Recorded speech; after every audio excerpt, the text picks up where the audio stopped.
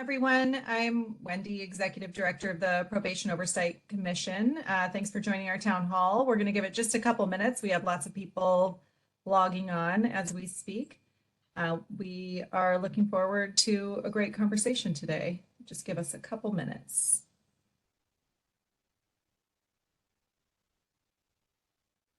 We do have some cool things attached to the agenda that some of our presenters have provided. You can get that by scanning the QR code on the screen, or also it will be attached to at the poc.lacounty.gov. If you go to meetings and town halls and you look at today's meeting, you'll also be able to get the attachments there.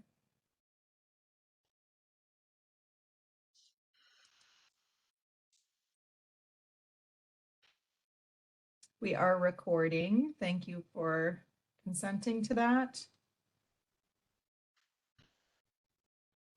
Chair Mundo, I think we can get started anytime you want.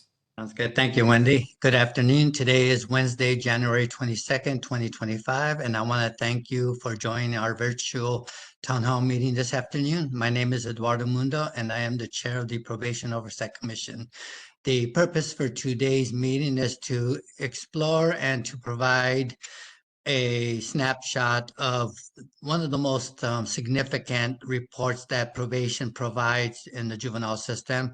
And it's actually one of the most significant processes in the juvenile system. So hopefully by the end of today's town hall, you'll have a better understanding and join us in making sure that the county is responsible in the way it employs the process of transferring a youth from juvenile to adult jurisdiction. I will introduce the panelists, then POC Executive Director Wendy Julian will share some ground rules for participation, and then we will proceed with the presentation, a discussion with our panelists, and conclude with comments and questions from the public. Again, thank you, panelists, for joining us today and for all your work with youth in the justice system.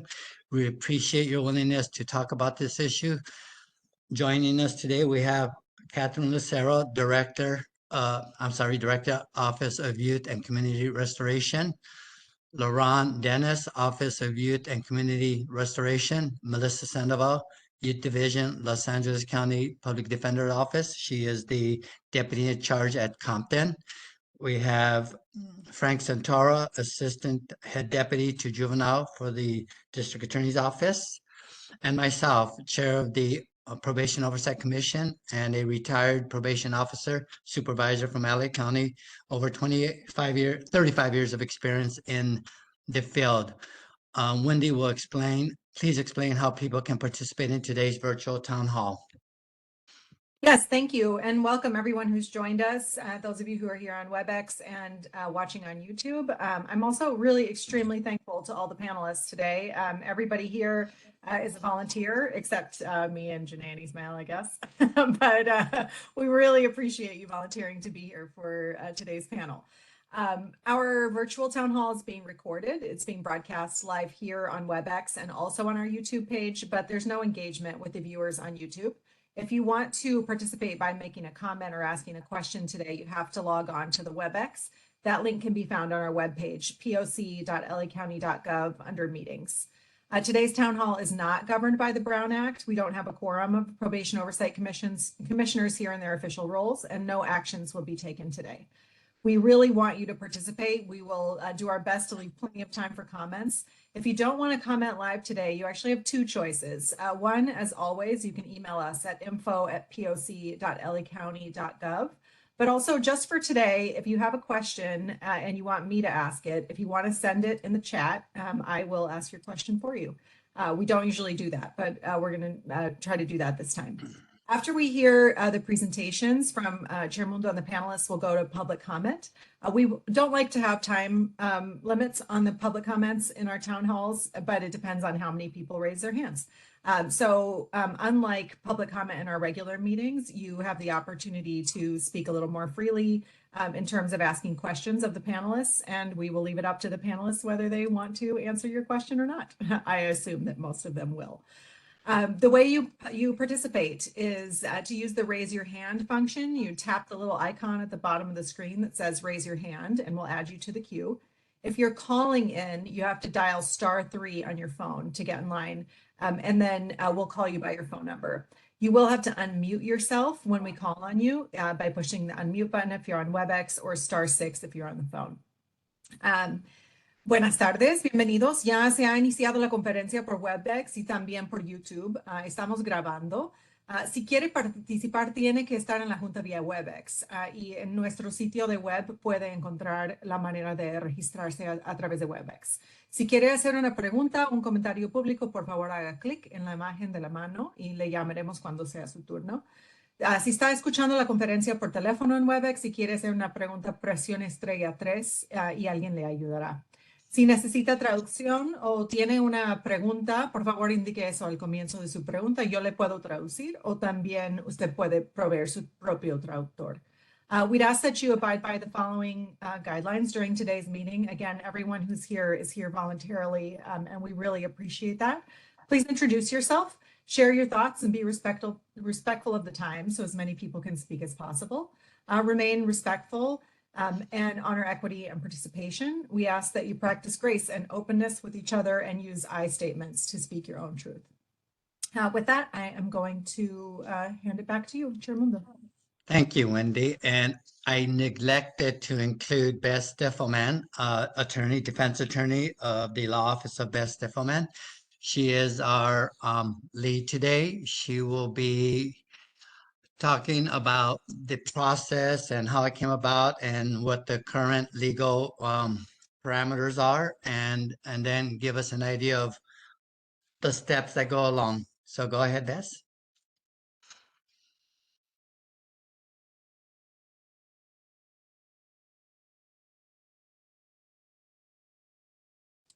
Beth, I can't hear you. I think I can't tell Yeah. you. I am. I need to There we unmute go. myself. Thank you.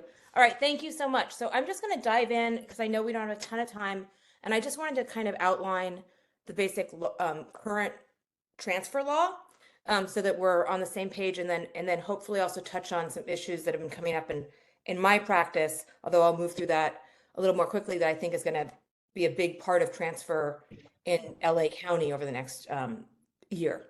All right, so section 707, subdivision A3, sets forth the transfer factors. This is the law that governs how we transfer a minor to adult court. And so there are 5 factors that are looked at. It's the degree of criminal sophistication, whether the minor can be rehabilitated prior to the expiration of the juvenile court's jurisdiction. And I'm going to talk about that factor again in a second. But just remember that one is sort of nuanced under current law. And then the minor's previous delinquent history, like whether they had prior arrests and what they were for, success of previous attempts by the juvenile court to rehabilitate the minor, and the circumstances and gravity of the offense alleged in the petition. It used to be that the circumstances and the gravity of the offense alone were enough to transfer someone. The law has changed. If we go to the next slide.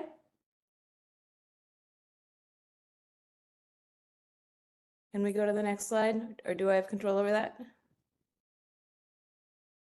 I think it changed. Oh, there we go. Thank you.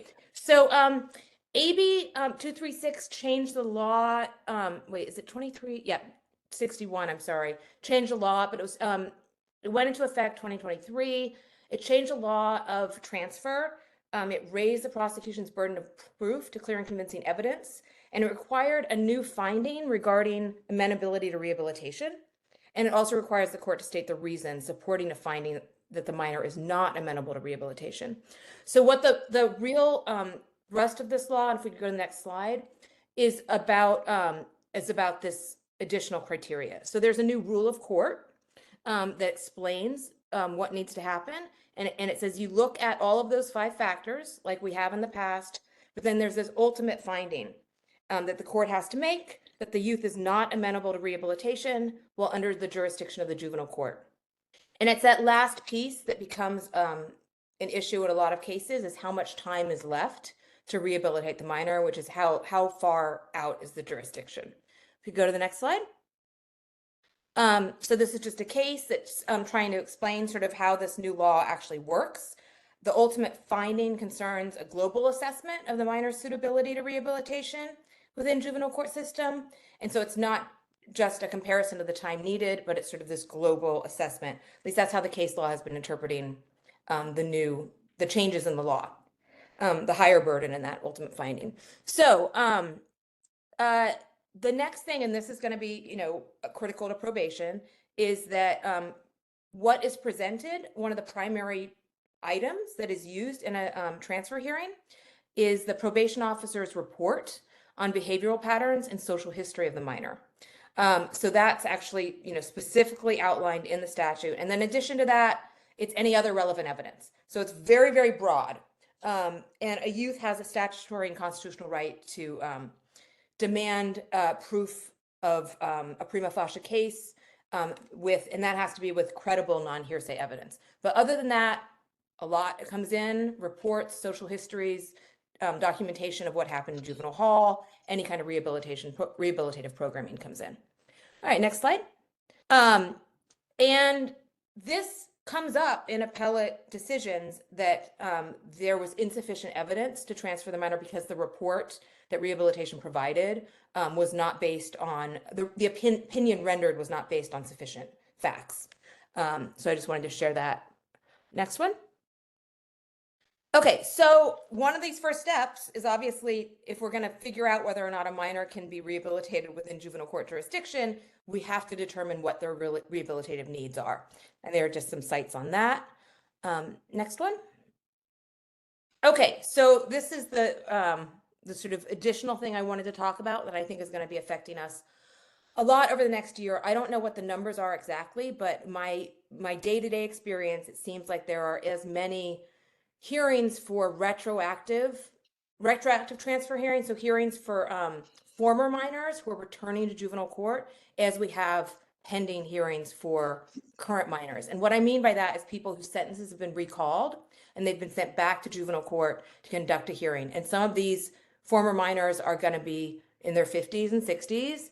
I know we had one recently of someone that was in her 60s that did remain in juvenile court.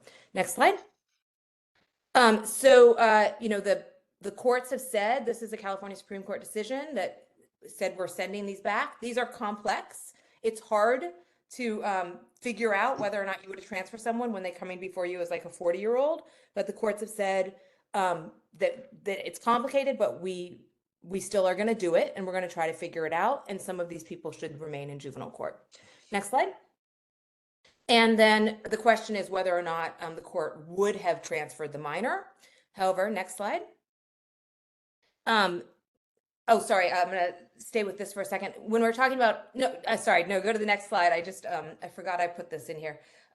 There was a change in law last year, which extends jurisdiction in juvenile court for 2 years for someone who is returning to juvenile court, who's a former minor. So for example, someone's 40 years old, the court tries to determine whether or not they should be transferred. When they're looking at that question, can this person be rehabilitated within juvenile court jurisdiction? It's going to be 2 years from the date of the disposition that there is juvenile court jurisdiction over that former minor. So we have a lot of people right now that are in this place, and a lot of them are in SYTF step-down facilities, but they have juvenile probation officers, and they are in their 30s and 40s at times. Next slide. This was what I was going to talk about before, is when you're dealing with these former minors and anybody that has a transfer hearing, the courts say you don't just look at what happened at the time of the crime, you look at any kind of rehabilitation subsequent to that offense. So for example, if you have someone who's 40 years old, who's been in prison since they were 16, or been in custody since they were 16, you actually have to look at the rehabilitative efforts made up until that transfer hearing, and then whether or not 2 years of juvenile court jurisdiction is going to be sufficient to complete that rehabilitation. I think the analysis when we're talking about a returning former minor, the question really is, are there enough services for them to safely return to the community? And because they've done a lot of programming, right? A lot of them are coming back rehabilitated. The question is, what services do they need for a period of 2 years? Next slide. And then important fact is the hearing is conducted under current law.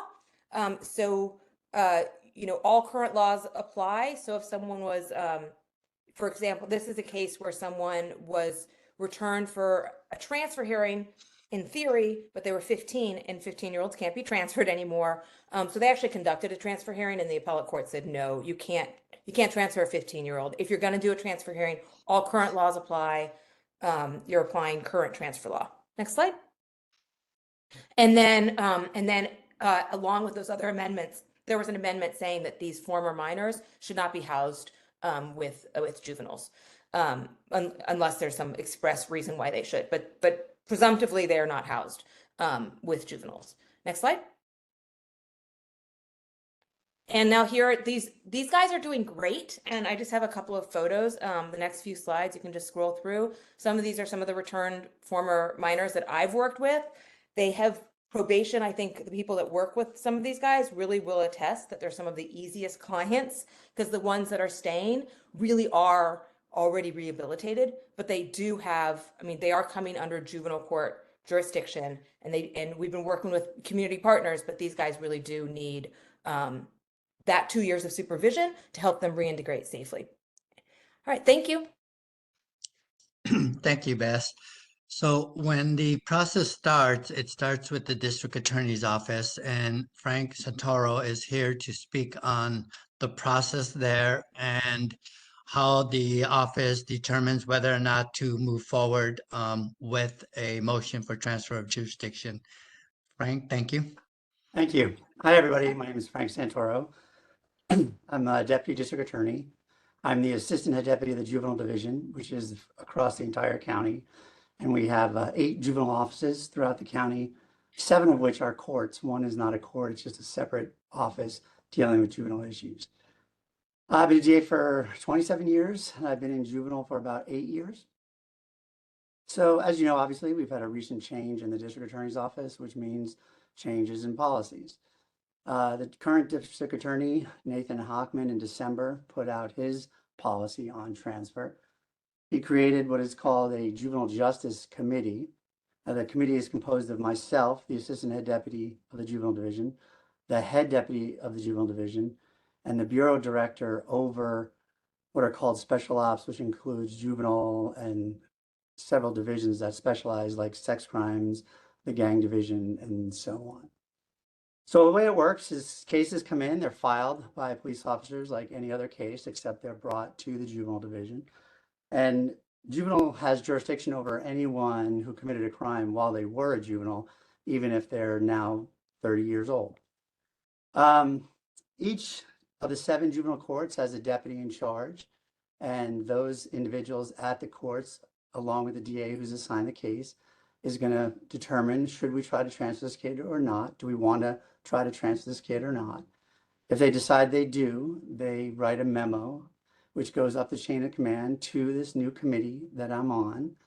And we look at what you might expect, the obvious things, the transfer law, which was just gone over, the 5 factors of the transfer law, any additional information that's given to us by the defense or any additional information we become aware of.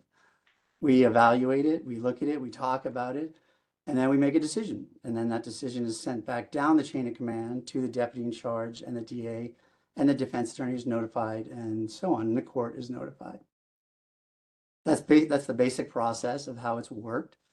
The prior district attorney instituted a similar process with a committee and a memo requirement, and so the current district attorney's office is actually not that different than what the prior DA had put in. Just to give you some idea about statistics, like I said, I've been in juvenile for about 8-9 years, so I've seen what was happening with transfers prior to the changes in the recent law and the change in district attorney. 57, which first came out in 2016, I believe November. I was already in the district attorney's office, juvenile division at that time. And the transfer law, section 707B, has been amended several times, with the most recent one being 22 and 23. When Proposition 57 first came out, it didn't change the standard too much.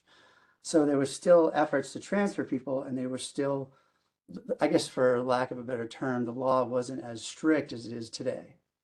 So prior to the District Attorney Gascon taking office in 2020, our statistics from 2016 to about 2020 were about 60% of the time we asked for a transfer, we were successful. And keep in mind, Prop 21 back, God, that was like 2001, gave the District Attorney's Office direct filing. So if the District Attorney's Office wanted to file a case, an adult case against a juvenile, they could do that. There were some nuances and reasons and different technical issues of what charges you can file and so on. But generally, the District Attorney's Office could make the decision.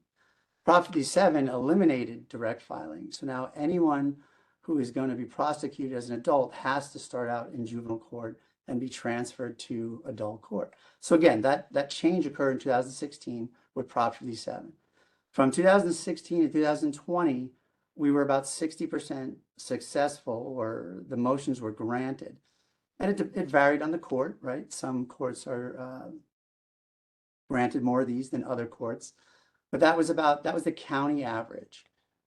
When the DA Gascon came into office in 2020, he stopped all transfers to adult court. In 2022, he started that up again, and he started a committee, kind of similar to the one we have now, and he started entertaining transferring people back to adult court. And my office kind of split those cases into two categories. Just, these are terms we don't really use anymore, but just to explain it and make it clear.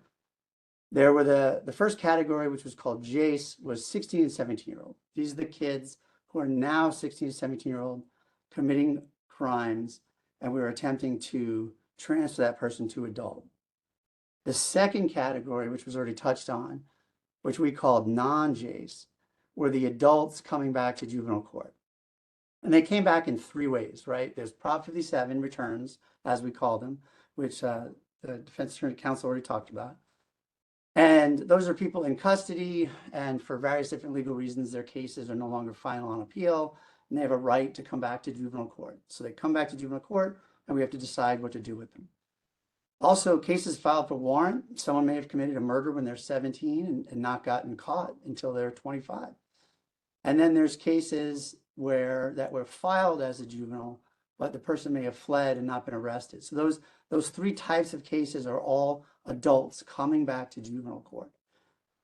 So they were treated a little differently, and they were evaluated for being transferred back to adult court. And just to give you an idea, since 2022, again, these are not, I'm ballparking these stats, and just to give a general idea, there are about 100 cases of 16 and 17-year-olds committing crimes where my office was going to attempt to transfer that person, where it was first initially started by the DIC or a DA, and we said we might want to transfer this person. And almost no transfers were attempted other than murder cases and serious sex crimes cases. Even though the law says you can attempt to transfer someone for pretty much any felony offense, our office would not even bother trying to transfer someone unless it was a murder or a serious sex crime. The one exception to that is if there were juveniles who maybe they were committing robberies, maybe they were doing shootings, maybe they were hurting people, but it didn't rise to the level of a murder. And no matter what we did, no matter what sort of disposition in juvenile court or sentences you refer to in adult court, that individual didn't change their behavior. They just kept coming back and back and back, and nothing stopped them from committing crime. I've seen one or two of those people transferred to adult, even though they did not commit a murder. The vast majority is murder. So of those 100 cases, the process would start out with the DA in court, their DIC would go up the chain, eventually we'd ask for permission. Those 100 cases, we were not seeking transfer in all of them. A lot of them would plead along the way. We would find out they have some sort of mitigating circumstances. Maybe there's mental disability or justifications or self-defense or whatever the reason. So it's almost like a pyramid trickling up to the cases that we actually seek transfer. And when the transfer law was first changed in 2016, the San Diego District Attorney's Office coined the term that this is the new death penalty case. And if you think about it, what they're really saying is this kid's life is on the line. He's going to stay in juvenile. And even though the maximum sentence is up to the age of 25, that is not the age people are spending in custody. They're spending 2 to 3 years on a murder. So you're either getting out in juvenile or going to adult and facing 25, 50 to life. So it's a big deal. So they don't go to adjudication quickly. So all of those cases, those 100 cases, only 6 of them have actually gone to transfer hearing. And 5 of them were denied and 1 was granted. And those are in the juvenile division. There are other divisions that have tried to transfer people, and they keep their own statistics and so on. And that just, all of those have been since the law has become a lot more difficult to transfer someone, a lot more critical. The non-Jace cases, the adults that are coming back, and the adults that are being arrested on warrants or being solved as cold cases, we've had about 100 of those since 2022. And only 8 of those have gone to actual hearing, and half of those have been transferred to adult and half have not. So you see the significant difference in the courts granting these, of sending someone who's an adult back to adult court. Probation has come out and said openly they don't have any services for adults. Their entire system is based on the idea of the lack of development of the juvenile mind and the juvenile brain. So when someone comes back into 35 and 40, probation doesn't have any services. So at that point, it becomes an issue of, is this person already rehabilitated or do they need more time to rehabilitate?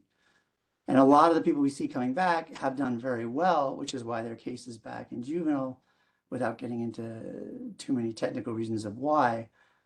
But a lot of them are rehabilitated and then can be fined with a step down in juvenile. And although the law was changed, the 2 years that was talked about, you've been allowed to send an adult to what used to be DJJ, which was the juvenile prison before what's now called SYTF for many, many years. You can send for 2 years. And then when the SYTF law was created, which is now the county version of juvenile prison, you're also now allowed to send that person for 2 years. And you can have 2 years jurisdiction, which is again what council was talking about. So they don't have to go to SYTF. So the statistics in our society have been very clear. When someone's in prison for 10, 15, 20, 30 years, and they get out and we just throw them on the street, they don't do well. It's common sense. You would expect them not to do well. So a lot of the juveniles or the former juveniles that come to juvenile, we do what's called a step down. So they get out of custody and they go to some sort of halfway house. They go to a live-in facility. They go to a place where they can get their life going again, where people are going to help them. So they're not just being thrown back out on the street. And our parole stats and our recidivism stats show that, not just with these cases, with all cases, that they'll do much better if they get help. So that's what happens in the vast majority of those cases. I'm not sure of any of those 4 of the 8 transfer hearings where someone stayed in juvenile, they were put in an SYTF facility. They were almost all, I believe, I'd have to check, sent to some sort of halfway house where they were let out and given services to try to get their life back on track. So that's just a little bit of historical data. I don't believe probation has any data on their SYTF kids yet, or people that have gone, or adults that have come back there. Just to give you an idea of what it is. So that's basically how the decision is made, what's been going on with the transfer law since 2016 and it changed, and how my office is handling it right now. And I'm happy to answer any other questions, and that's what I wanted to explain today. So thanks for having me, and thank you. You need to unmute Commissioner Mundo. Sorry, Mr. Santoro, before I move on to the public defender's role and how they view the process in LA County, in the number of cases that actually went to the level that a report was submitted by probation, what percentage of those cases were probation recommending or finding the youth not amenable to juvenile anymore and arguing or recommending that they go to adult? You know, I get asked a lot about statistics. PRAs are submitted, for example, for statistics, Freedom of Information Act requests, which is the federal version. And we only keep certain statistics. Our computers only track certain things. So that's an example of something our computers don't track. I mean, if I wanted to try to find that out, I would literally have to ask my DAs in the 7 offices to go back and start digging through files one by one to find that out. So unfortunately, that's not a statistic we have, so that I could give with any accuracy. I would suspect that the majority of the people that we are seeking transfer on, probation was agreeing with that, but I know there have been some times where they've disagreed, but I couldn't give you any accurate number. Okay, thank you. Thank you. I think Bess had something to say about that. I was just going to note, anecdotally, my experience is that they're not going to go forward with a transfer hearing without probation recommending transfer. So in almost all of those cases that they talked about that had hearings, probation would have been recommending. I know one case where probation did find the person amenable to rehabilitation, and then after consultation with the DA's office changed their position in the hearing. That person did remain in juvenile court despite the shift in the statement. And one thing I've noticed is generally when you had an adult returning to juvenile, in the beginning, the probation reports we saw all basically said they should go back to adult because probation doesn't have services. Probation's job is not arguably to provide services to 40-year-olds. They're, by statute, they're designed to work with juveniles. Then it seemed like there was a switch. Then it seemed like now all the adults that are coming back that are doing well now have recommendations that they should stay in juvenile. I don't get involved in that. I'm sure there's some politics as to why they switch, but I can just say the district attorney's office tries to evaluate or does evaluate our individual decision for each case based on what we think, despite any other outside influence. Thank you. You're welcome. So Melissa Sandoval is here with the Office of the Public Defender, and she will explain how a motion to transfer impacts the public defender's decision and the work on the youth's case. Thank you, Melissa. Hi, good afternoon, everyone. So from my office's perspective, when we get the transfer motion, it's usually filed when we get the petition. So right from the start, the transfer motion is filed. My experience, and this is anecdotally based primarily on the cases that we get here in Compton, most of, if not all of the transfer motions, I think except for one, have been on murder cases. I've been the deputy in charge here since I think 2020, 2021. And I think we've seen the cases that my office has kept, because we declare conflicts and they either go to the alternate public defender or to the IDCO, what used to be called bar panel. But I think we've seen about 7. Back when Gascon was the DA, I think most of our transfer motions were withdrawn after we presented mitigation in the form of expert reports, or if we wrote memos detailing the child's adverse childhood experiences in a formal memo. Not all of them were withdrawn, but I would say maybe about half were. Under DA Hockman, we haven't yet submitted a mitigation memo.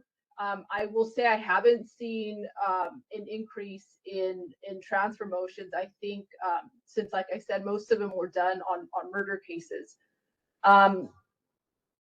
The office-wide, I think the public defender's office has about 22 transfer motions filed.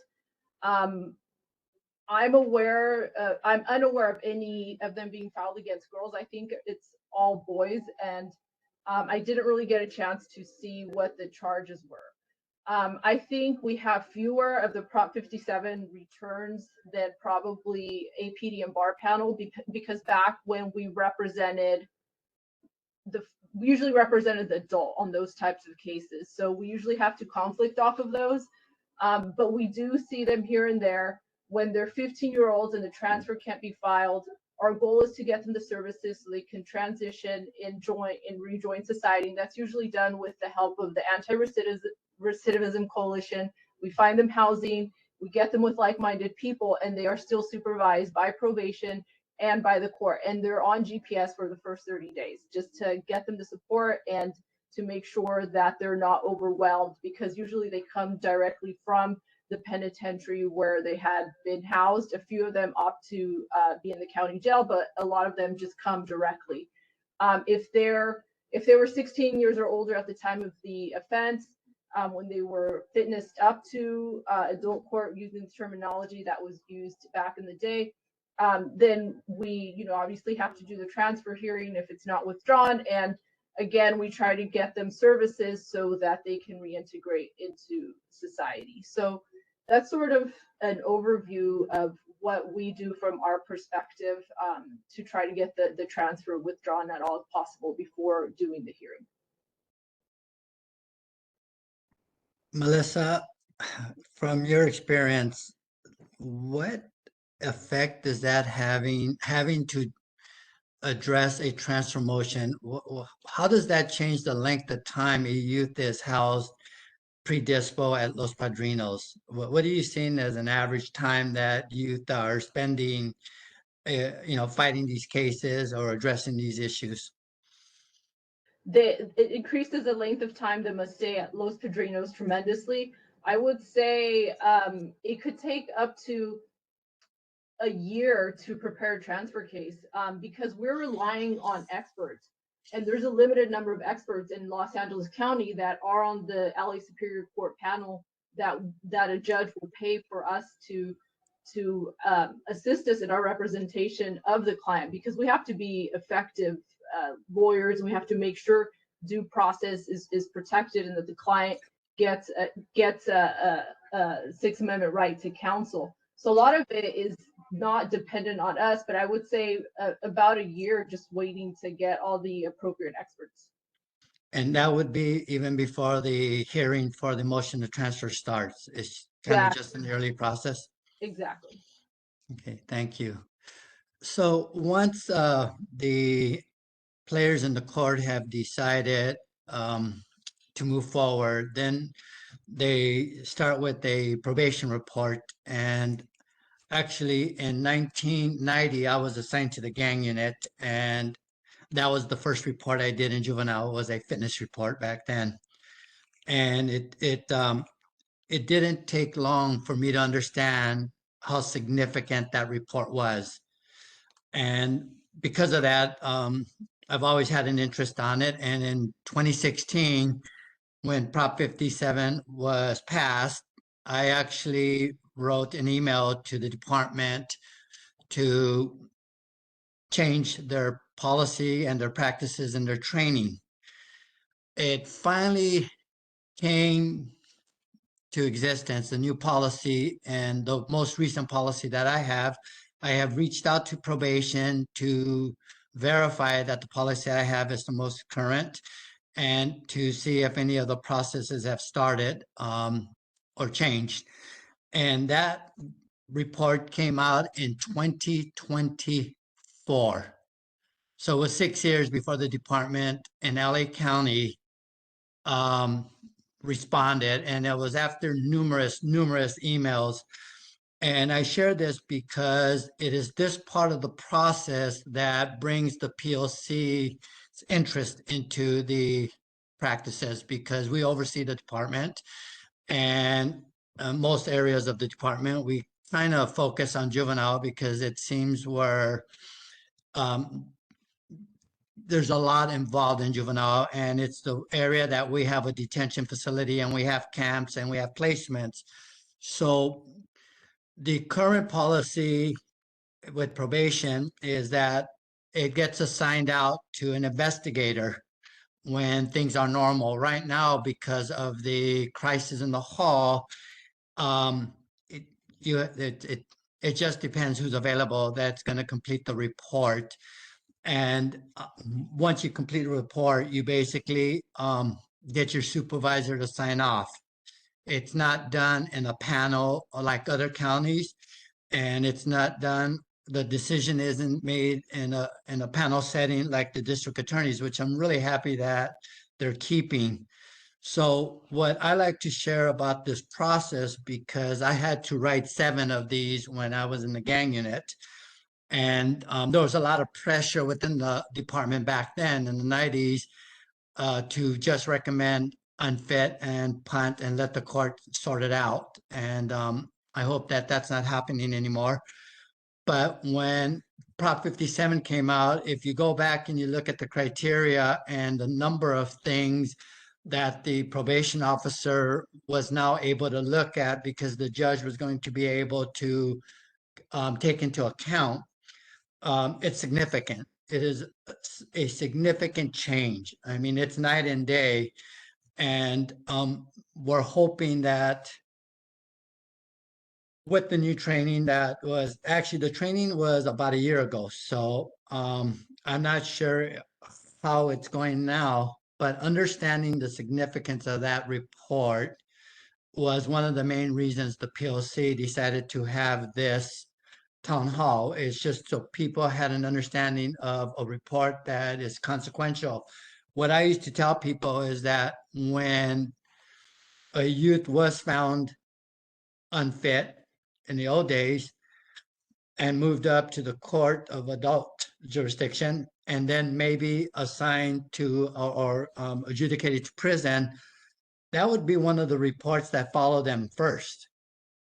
And that would be the report that the prison system would use to place the kid. And if that was couched in such negative terms and not balanced, then you have a kid that, a youth that may not end up in Chino and end up in a more structured and more dangerous place. So that always weighed on me as a probation officer. And that's why paying attention to these reports and monitoring the quality of these is a key component of our oversight. Like I indicated earlier, probation was invited to sit on this panel. They did not respond.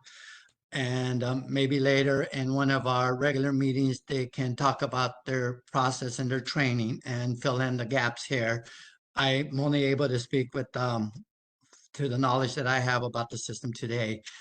Once all this is completed, it proceeds to the bench. And today we are very, very fortunate to have with us Judge Catherine Lucero, who currently serves as the director of the State of California Office of Youth and Community Restoration. Judge Lucero spent many years on the bench in juvenile court in Santa Clara County, and today will share with us some of her experience with motions to transfer. Also joining her is LaRon Dennis, also with OYCR, and an expert on juvenile law, so that we can also speak about the recent changes from the state perspective. Thank you for joining us, Judge Lucero and Ms. Dennis. Thank you. Yes, it's so good to be here. I did want to note that prior to my 22 years on the bench, I was a prosecutor for Santa Clara County. That was my first job out of law school, and really learned so much on this kind of stakeholder continuum. I did also want LaRon to introduce herself a little bit more thoroughly so that you understand the expertise that she brings not only to this panel, but to the office. Thank you, Judge Lucero, Director Lucero. Yes, I'm LaRon Dennis, and I work as a special consultant with the Office of Youth and Community Restoration right now. I am a retired prosecutor. I was the supervisor of the Juvenile Division in Santa Clara County's DA's office for a few years. Prior to that, I've had a variety of careers. I worked for the Judicial Council as a delinquency law and policy attorney. And prior to law school, I was a probation officer in Santa Clara County for almost 13 years as well. So I understand both perspectives. I've written a fitness report myself back in the day. I testified. And when I was a DA, I know we had those kinds of hearings in front of Judge Lucero as well. And LaRon's also a contributing author to the Cumley Sizer book that everybody reads, hopefully, on juvenile law. So she continues her legal expertise in that realm. I bring all that up because this is a very complicated area of law. It's dynamic, it's ever changing, and there's a lot of people interested in getting it right. We've learned so much over the last 20 years about adolescent brain development. And even the US Supreme Court has cited such research in ending the juvenile death penalty and the automatic life without parole cases. Our mandate at the Office of Youth and Community Restoration, actually in the law, says that we're supposed to help youth stay in juvenile court to reduce or prevent their transfers. Because as you will note in the attachments, Laron has done a research brief, and there is no research actually that says that youth who are committed and transferred to adult criminal jurisdiction do better or keep our community safer. In fact, the opposite is true. So we continue to look at the research, the science, and the reality of what happens to a young person who is ages at one time 14 through 17, but now 16 or 17, that is transferred to an adult court. As a judge, of course, I was required to take judicial education. So I had to keep up on this law, and it also included bias. And I just wanted everyone to know that judges do have to do continuing education, and it does have to include bias. I did a lot of transfer hearings and probably started with fitness, but turned into all transfer hearings. In 2009, there was over 1,000 youth that were committed in California to adult court. In 2016, after Prop 57, we saw a decline. In 2017, there were 158 youth transferred to adult court in the state of California.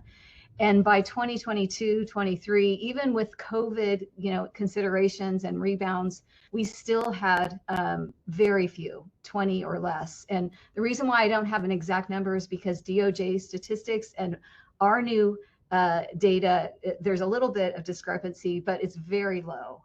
And I do agree with the DA's statements around how many motions and transfers there have been in LA County. We do get data from the counties on this point. That was through AB 102, and now going forward, AB 169. Very few transfer hearings are being ordered in LA. In 2021-22, it was 18 were ordered, and the judge orders that transfer hearing as soon as the motion is filed. And we heard today that that is filed with a detention hearing. So that's really early. And then 22-23, we had 19, according to LA County, transfer hearings were ordered. And then in 23-24, 11.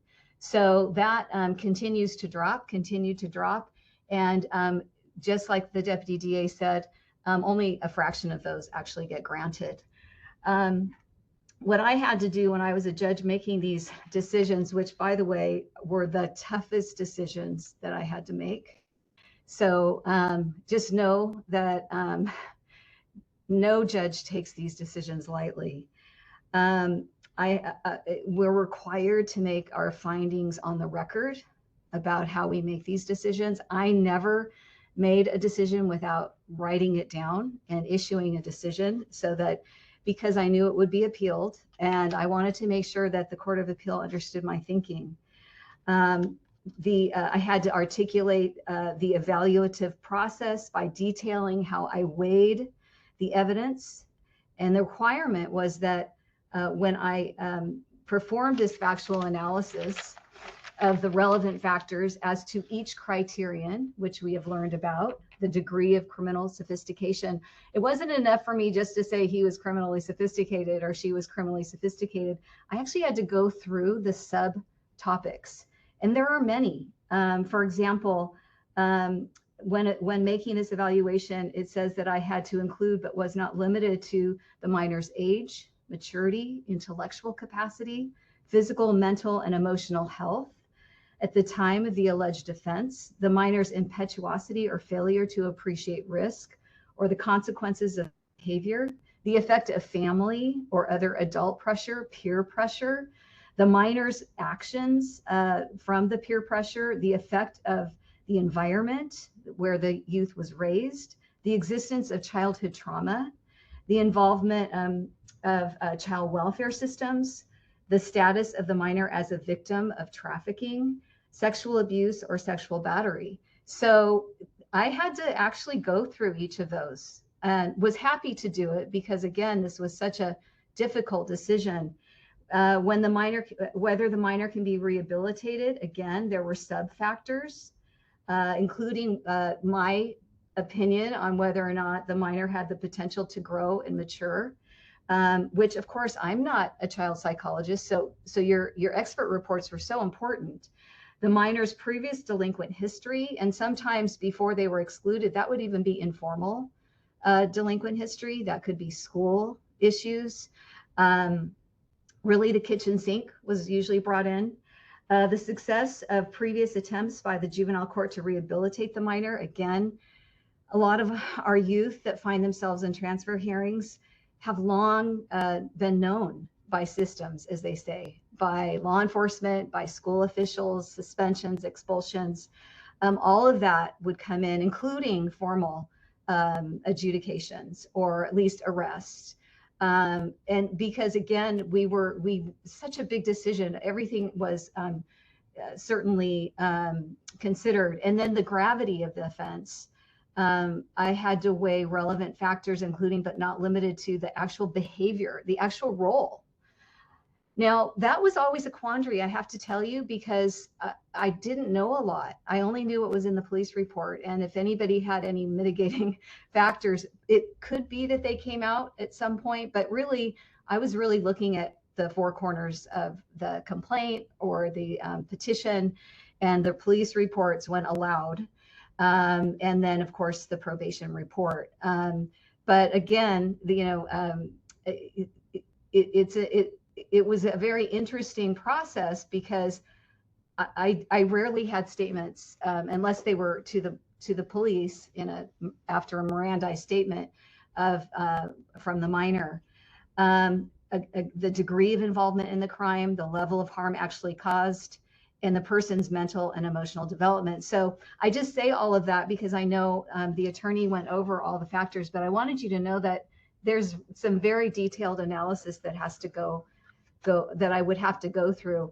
After the case was submitted to me, I would read everything. I would ask for judicial notice to be taken on child welfare files, on the youth's prior cases, etc. I often had expert reports that I had to read as well, body camera evidence sometimes, videos, texts, dispatcher calls, of course, the probation reports, victim statements, victim impact statements. So I'm just letting you know that it was this is a resource intense job for a judge, just as it was for all of the attorneys. But I'm the one that took it back and spent several days going through the evidence and making sure that I could apply that to the law that I was required to apply it to. In Santa Clara, similarly, the DA has a team that makes the decision about whether or not to file a transfer motion by the time of the detention hearing. That's a really short turnaround, right? That's like 48 hours unless it happened on a weekend, and maybe you've got 72 hours. Very, very grateful that that's the way that Santa Clara DA made decisions. It sounds like LA does the same.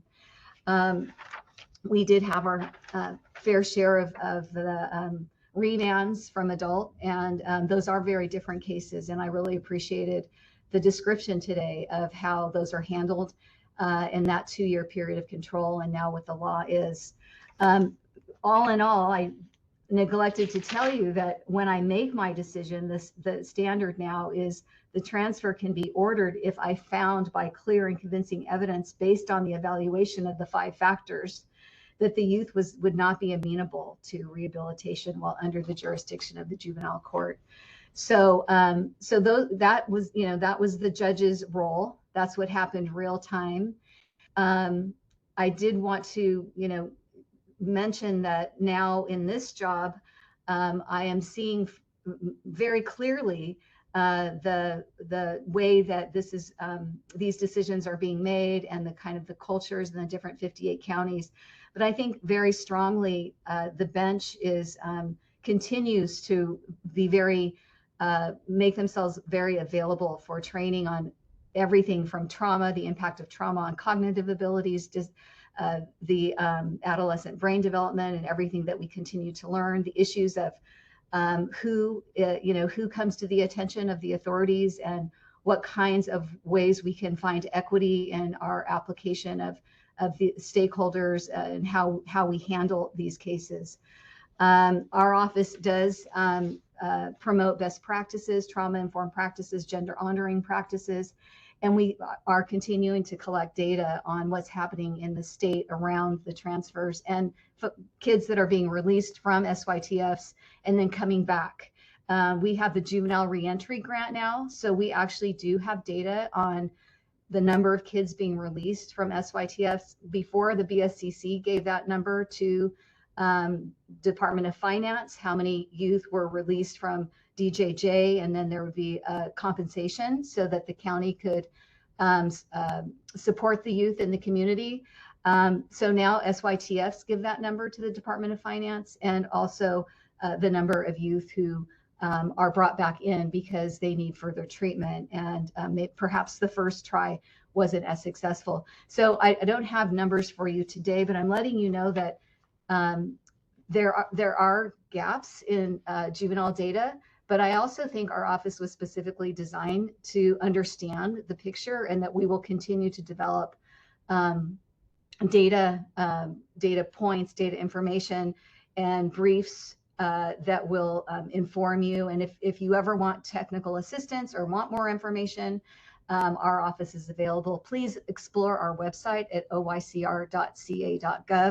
We have a lot of information. We have webinars every month on different topics. And so we're available for you to work with us.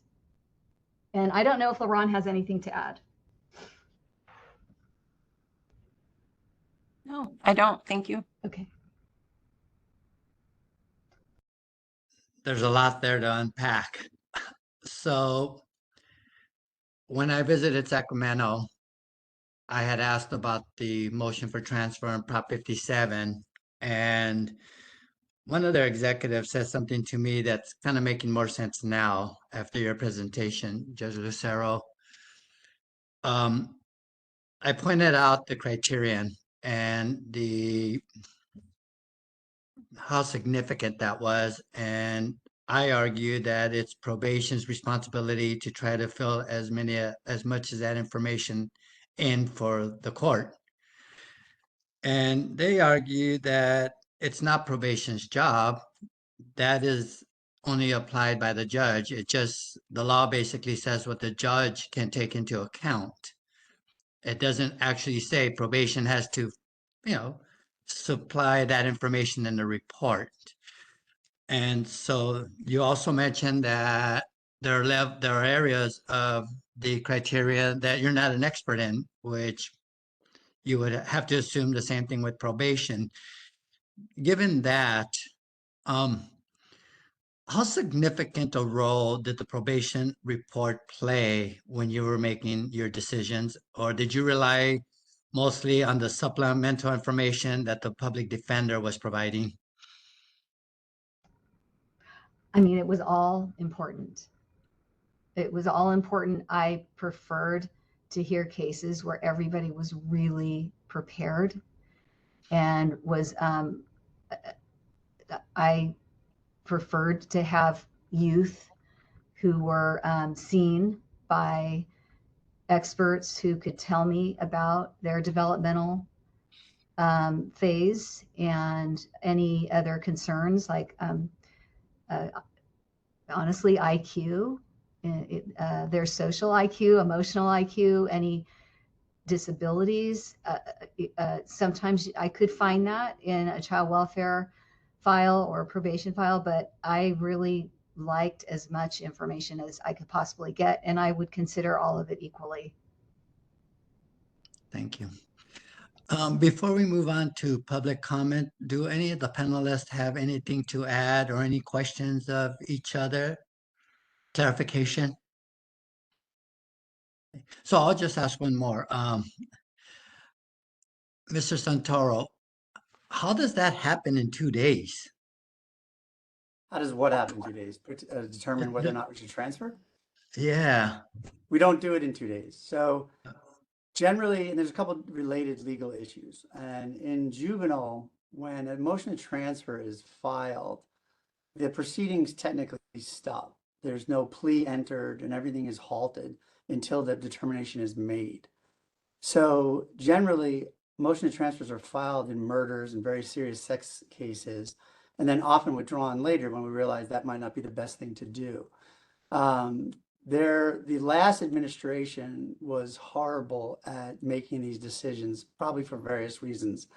It would take months to get a decision, and that didn't do anybody any help. So this going forward, the decisions are going to be made a lot sooner, but obviously they'll be subject to reconsideration. We're not going to wait a year to get a report from an expert like we used to do in the past, but we're not going to do it in probably 2 days either. I think we're trying, I think what we've said in our policy is to be in a reasonable time, and I think we've all agreed it's going to be a couple of weeks. And at that point, you're looking at the evidence you have, which is all the police reports, anything in the probation report, anything that maybe the defense counsel gave to the DA in the case and made its way. So it's not done so quickly, but it's done with our best ability and subject to change. We don't dig our heels in and say we're never going to change this. They change quite a lot, actually. So that's how it happens. Thank you. Thank you. Of course. Bess? Yeah, Mr. Santoro, can I ask one quick question? Sure. So you said that, it's a different process for these returning former minors in terms of the decision to transfer. It's not going through the committee process. Well, no, it was under I think what I said, and I was trying to be mindful of the time limit, so I was probably speaking too quickly. The prior administration separated those into two groups, the JACE and the non-JACE, and the non-JACE were the adults. The current administration just has one policy. We're going to look at everything, write a memo for everything, and evaluate everything. Now, of course, part of the evaluation process for someone who's 50 coming back might be different than someone who's 16, but there's no formal differentiation between the group. The same people will make the decision and will look at the same factors. Thank you for the clarification. Of course, of course. Okay, thank you. And now we will open the floor to our attendees to raise any questions or comments you have. Wendy, please facilitate public comment for us. Absolutely. Wow, that was awesome. Thank you all very much. And we really encourage the folks who are attending today to ask your questions, share your comments. You can do that by clicking on the little raise your hand function. You have to be on WebEx. Unfortunately, you can't ask questions through YouTube. And as I said, if you have a question and you don't want to ask it, you can send it to us in the chat and I will read it. I will, as people are considering whether they're going to raise their hands or not, just echo what Judge Lucero said, that the OICR website is awesome. There's a lot of really great information, both data but also links to other reports from other sources of data and research. I really appreciate what you all have done on the website. I encourage people to check it out. Well, I do not see any hands. I'm surprised. I must have asked all the questions. That's right. That's right. You were so thorough. All right. Okay. Thank you, David. David Carroll is going to ask a question, our Director of the Department of Youth Development. Welcome, David. We're glad you're here today. Thanks. Good afternoon. I'm David with the Department of Youth Development. I've been attending quite a few of the transfer hearings. In fact, I'll be attending one tomorrow for one of the young people that is in Los Padrinos. One of the things that I've been struck by is for young people who were transferred to the adult system for a period of time and then had challenges there, became, I guess, more entrenched in some of the negative behaviors when they were doing well, right, in juvenile, that behavior is held against them. And it's this kind of an obscure question, but it would seem that behavior would be excluded from like formal reports because they would not have been in that place had it not been for the fact that they were taken out of the juvenile system. Hopefully that question makes sense, but is there a way, I guess, to mitigate for things that I guess shouldn't have happened and their behavior in those instances? I can try to respond to that. So if I understand your question correctly, you're talking about, say, for example, someone ends up in a really violent level 4 prison at the age of 18 and gets involved in incidents that maybe they wouldn't have if they hadn't gone to prison. Is that correct? Is that your question? David? All right, well, I'm gonna We assume, need to unmute David again so he can answer. Oh, yep. I couldn't. I was trying. I was muted. Sorry. is, is that Yeah, basically, that's it in a nutshell. And then yeah, even if they were just transferred to county jail, right, and they got involved with older individuals as a way to protect themselves, and got face tattoos or additional gang tattoos and yeah. things like that. And then when they returned to juvenile, those things were held against them in their transfer hearing.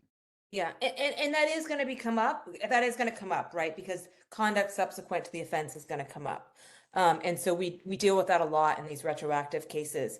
There are experts that can come in, like say if it's prison and, for example, particular prisons during particular periods of time that were very violent, to talk about how that minor at the time could not have avoided some of those situations, or at least to give it some context, because there are experts, prison experts, and also people that were in those prisons that are formerly incarcerated that are now working uh, with juveniles and working with the courts as experts. So we do have people that can come in and give some context to that. But both bad things that happen in prison and the positive things can be mitigating, or or they can be, the DA will argue oftentimes that that same conduct is aggravating. But what we can try to do is give it some context with some experts that actually know what that prison experience was like, or what was going on in county jail, for example, like whether or not the person really had a choice to get out of that situation, right? But it really depends on the exact allegation and the context, but we do try to bring in some mitigation there. Okay, we have a couple of great questions in the chat. The next one is actually somewhat similar, but about the LA probation and detention facilities. So as we know, Los Padrinos, where all the predisposition youth are held, has failed to meet BSEC minimum standards. Will that be a mitigating factor for youth facing transfer who may have been involved in disciplinary incidents or negative behavior that could be related to the lack of adequate staffing or the lack of programming?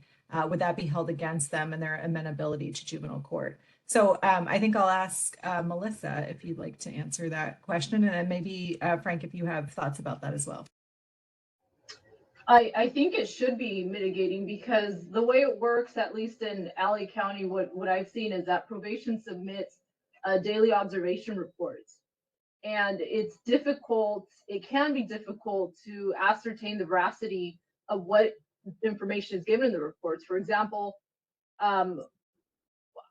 how do we know that it's true, or how do we know that there's very little due process, I think, from what I have seen, given to the youth who are facing these negative DORs, because there may not be any way to know whether it's true or whether the information is exaggerated, or especially when you hear of incidents like what we're seeing in the LA Times, where probation was staging gladiator fights. So the question is, did this youth actually get in a fight, or was there some sort of duress when that occurred? So I think it should be mitigating. And just to add to that, your behavior is always going to be used against you. Past behavior prior to the incident, meaning if you had previous robbery prior to the murder that you're in custody on that we're trying to transfer you, or how you act in juvenile hall. When you first asked your question, it sounds like you were referring to younger individuals that are pending their hearing and being held at up in Sylmar, where the people over 18 and the people pending transfer hearings are waiting and getting into fights there. That's kind of what it sounds like you were asking. And it's unfortunate. The situations are horrible. Juvenile hall I worked in juvenile hall after college, before law school, and they're not fun, pleasant places. But unfortunately, anything you do is always going to be scrutinized, and there's going to hopefully be scrutinized in an objective way. No one in the district attorney's office is going to be faulting you for not doing well in school, when we're aware of the fact that it's hard to get teachers in there, it's hard to learn, etc. We're going to be looking at more violent stuff. And I'm sure the court, and I think this question actually is probably even best answered by the court, is that they're the person who is going to decide how much weight or value to give to an incident. So if you're in juvenile hall in Sylmar, where they keep the kids pending, and it's not really juvenile hall, but it's where they house their kids pending SYTF, and you get in a fight and stab somebody, you know, the court's gonna have to, the DA is gonna argue that that's clear evidence that you're will not be rehabilitated in juvenile, and the defense is gonna argue you're sort of stuck in that situation, you had to defend yourself, and that might be true. And the court's gonna have to decide what is the value of that incident. Is that a reason not to? And you mentioned an incident where a person put on a tattoo. I think you're talking about a specific transfer case that I'm familiar with, and it was actually handled by our gang division, where, you know, the defendant is on phone calls saying, or he's telling people, I'm no longer in the gang, I'm no longer in the gang, telling probation, I'm no longer in the gang, and then he's caught in phone calls saying, you know, I'm in the gang, and he put on new gang tattoos. So it's all going to be evaluated and weighed, and there's no right or wrong answer. And obviously each side's going to have their position, and then the court's going to have to decide. But at the end of the day, you're always responsible for your behavior, whether it's a horrible situation or not, unfortunately. Thank you. Okay, a very straightforward question. How many youth are currently detained in LA juvenile facilities who are facing transfer to adult court? Is that a question you can answer, Frank? That's a tough question to answer.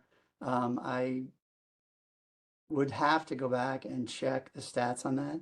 And so off the top of my head, I don't know. As I mentioned, we've filed about 200 transfer cases since 2022, and a large chunk of those have been withdrawn. They've been settled. I wouldn't be surprised if we have 50, 60, 70 still pending, but that's just a ballpark guess. Very helpful, thank you. Okay, I think this question is for Eduardo.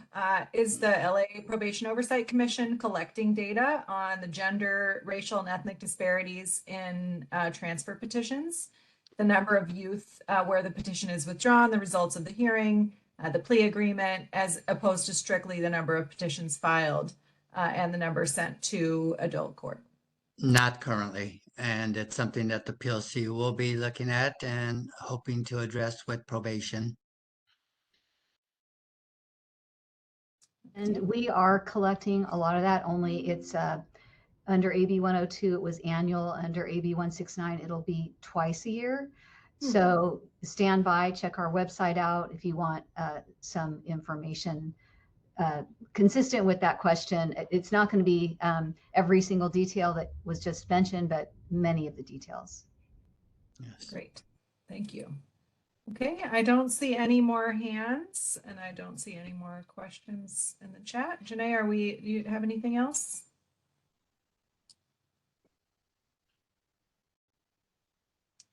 I think that's the end of our questions.